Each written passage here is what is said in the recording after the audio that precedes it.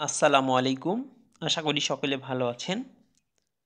৪৭তম BCS এর daily ব্লগে আপনাদেরকে স্বাগতম। তো আজকে প্রথমে পড়াশোনা ইংলিশ প্রিমিয়ার বই থেকে ইংরেজি গ্রামারটা। তো ইংরেজির ক্ষেত্রে যে বিষয়টা আমি একটা বিষয় সবসময় বলি যে ইংলিশ এবং ম্যাথ হচ্ছে প্র্যাকটিসের বিষয়। আপনি যত বেশি প্র্যাকটিস করবেন আমার মনে হয় তত বেশি ভালো করতে পারবেন। যদিও ইংরেজি সাহিত্যটা একটু মুখস্থ পার্ট, তবে ইংলিশ গ্রামার এবং ইংরেজি ম্যাথটা হচ্ছে পুরোটাই প্র্যাকটিসের উপর। আপনি যদি প্র্যাকটিস না করেন, আপনি যেই বিষয়গুলো পূর্বে পারতেন ২-৩ মাস পরে যদি সেটা প্র্যাকটিসের বা চর্চার উপর না রাখেন, সেটা আপনি ভুলে যাবেন। তো যাই হোক, আজকে ছিল ইংলিশ প্রিপোজিশনাল ফ্রেজ। প্রিপোজিশনাল ফ্রেজের শুরুতে দেখুন, যে কোনো ফ্রেজের শুরুতে যদি প্রিপোজিশন থাকে তাহলে হচ্ছে প্রিপোজিশনাল ফ্রেজ।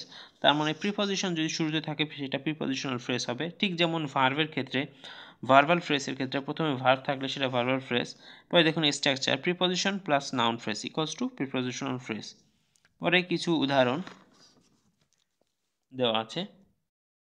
পরবর্তীতে প্রিপোজিশনাল ফ্রেজ কখনো নাউন ফ্রেজ হবে না।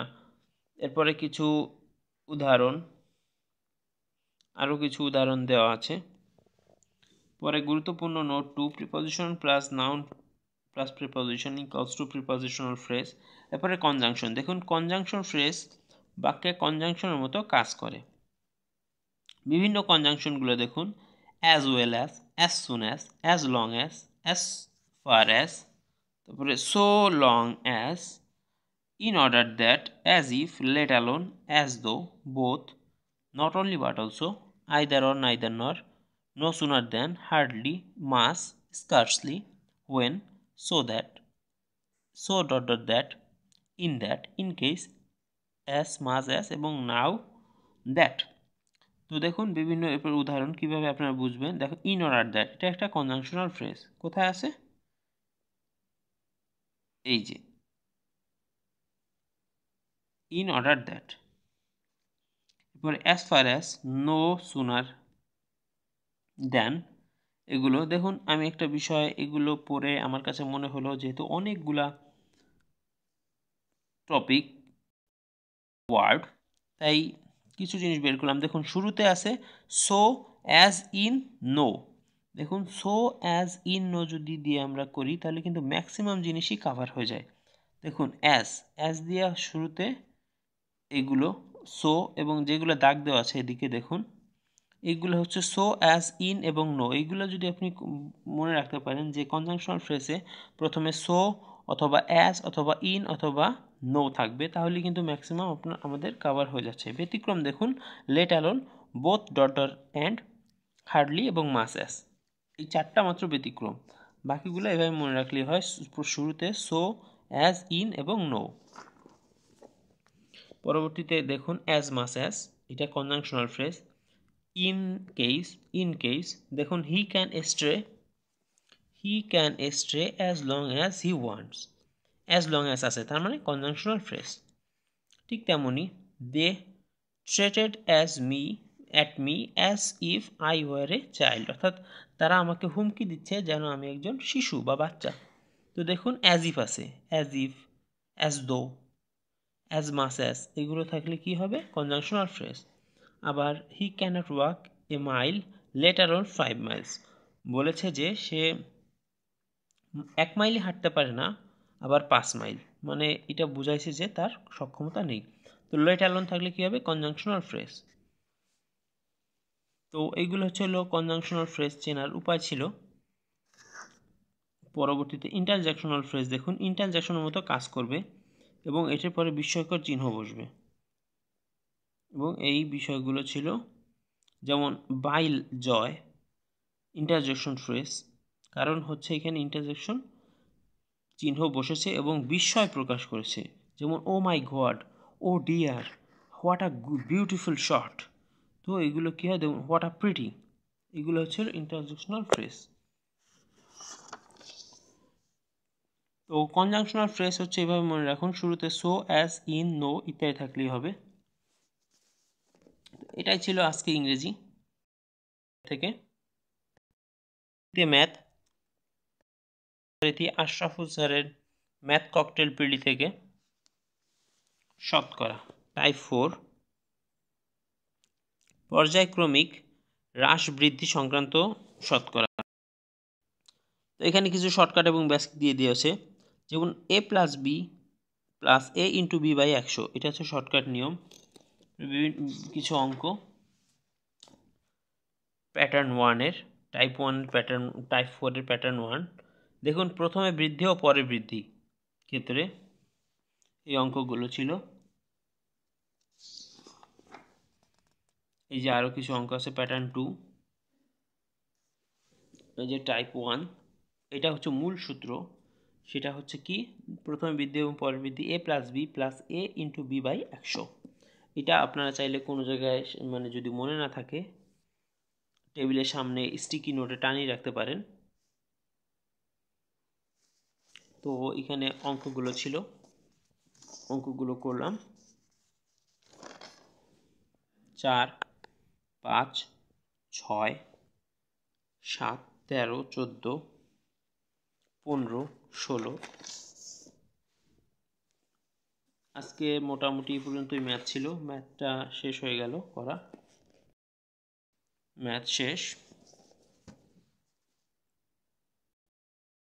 পরবর্তীতে আমি আজকে নতুন করে জিকে পড়া আবার শুরু করেছি। নতুন বলতে পূর্বে পড়া ছিল, এখন জাস্ট রিভিশন করব। বাংলা সাহিত্য রিভিশন করেছিলাম, তো এখন রিভিশন করব সাধারণ জ্ঞান।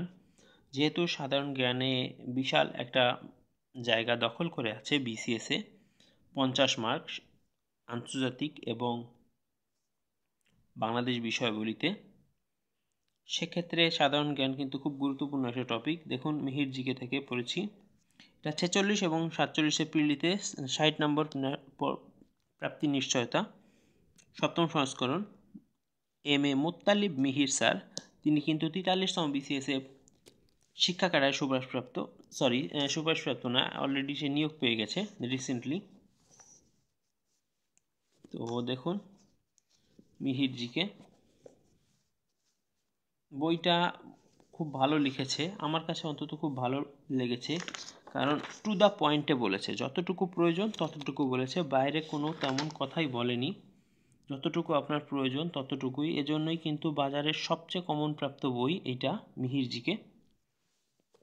তো দেখতে পাচ্ছেন সিলেবাস, তো যেহেতু আমার রিভিশন এজন্য এত দাগানো হয়েছে, মূলত এটা আমার রিভিশন হওয়ার কারণে পূর্বে আমার পড়া হয়ে গেছিলো, তাই এরকম দাগানো। আমি মূলত পড়লে সেটা দাগিয়ে দাগিয়ে পড়ি, এটা আমার অভ্যাস, নাহলে আমি আসলে ভালো লাগে না, আর আমি পড়াগুলো ওভাবে রিভাইজও পরবর্তীতে করতে পারি না। দেখুন আজকে দেখলাম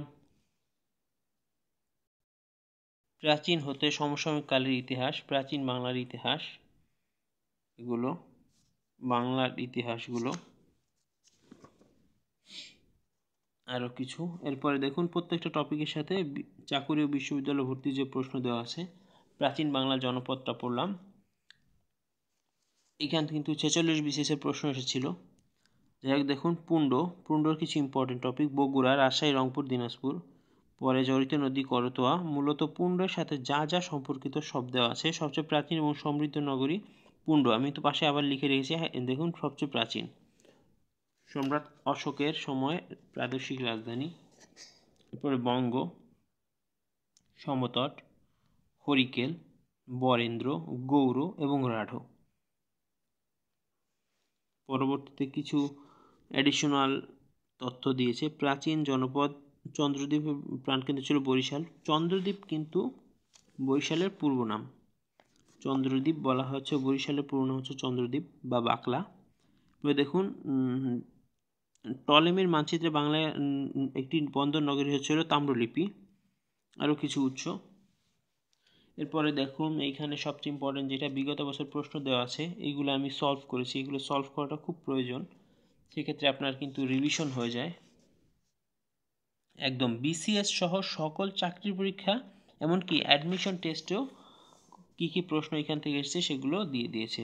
আমার কাছে সাধারণ জ্ঞানের বেস্ট একটা বই মনে হয়েছে। আমি পূর্বেও সাধারণ জ্ঞানের একটা বই পড়েছিলাম, কিন্তু সেটা আমার খুব বেশি ভালো লাগেনি, সেটা যদিও বাজারে অনেক জনপ্রিয় একটা বই, তবুও আমার ভালো লাগেনি, সেটা আমি টপ টু বটম প্রথম থেকে শেষ পর্যন্ত পড়েছি, কিন্তু আমার মজা লাগেনি, তাই আমি এই মিহির জিকেটা পড়লাম। মিহির জিকে অলরেডি তো আমার পড়া শেষ, আবার এখন রিভিশন, সেটা তো আপনার আগেই বলেছি। তো দেখুন বিভিন্ন বিসিএসে কিন্তু অলরেডি এই যে বিসিএস এসেছিল, সর্বশেষ এসেছিল 44তম বিসিএস এবং 46 বিসিএস এইখান থেকে প্রশ্ন এসেছে। সবচেয়ে ইম্পর্টেন্ট কথা যেটা, বিশ্ববিদ্যালয় ভর্তি প্রশ্নের পরে। তো এই ছিল আজকে আমার সারাদিনের পড়াশোনা। ধন্যবাদ, ভালো থাকবেন এবং আমার চ্যানেলটি ভালো লাগলে সাবস্ক্রাইব করবেন। আসসালামু আলাইকুম।